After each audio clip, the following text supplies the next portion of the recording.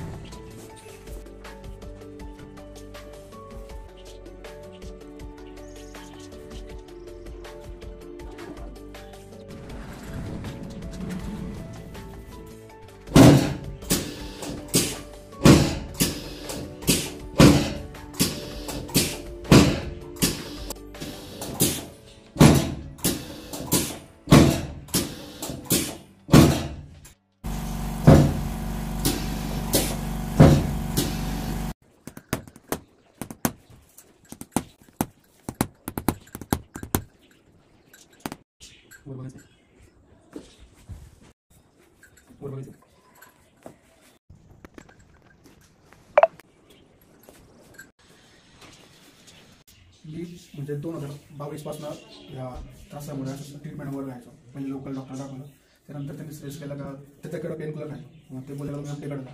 मग आता डॉक्टर नाव नाही घेणार, एमडी डॉक्टरकडे कन्सल्ट केलं.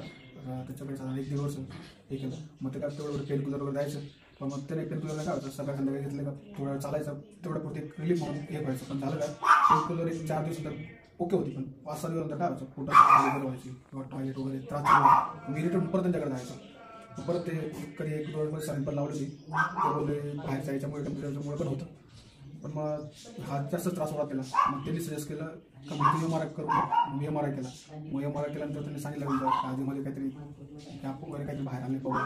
तर मग त्यांनी फिजिओथेरपी सजेस्ट केली. मग माझं डिस्कशन करता करता माझे मित्र होते प्रवीण महाजन. त्यांनी मला रेफर केलं का तुम्ही जाऊन बोला. पहिलं झालं तेव्हा 70-80% बरं.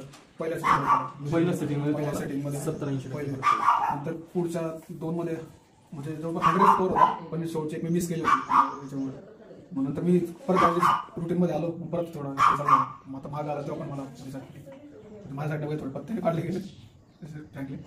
पण आता साधारण 3ऱ्या सेटिंगमध्ये तुम्हाला 80% फरक हो जाणवतोय. आता 80% फरक आहे. 20% काम करतो. मी Day 1 ला आलो होतो ना, त्याच्यापेक्षा मला 80% फरक आहे. 20%साठी थोडं नॉर्मली जे होतं ना त्याच्यासाठी.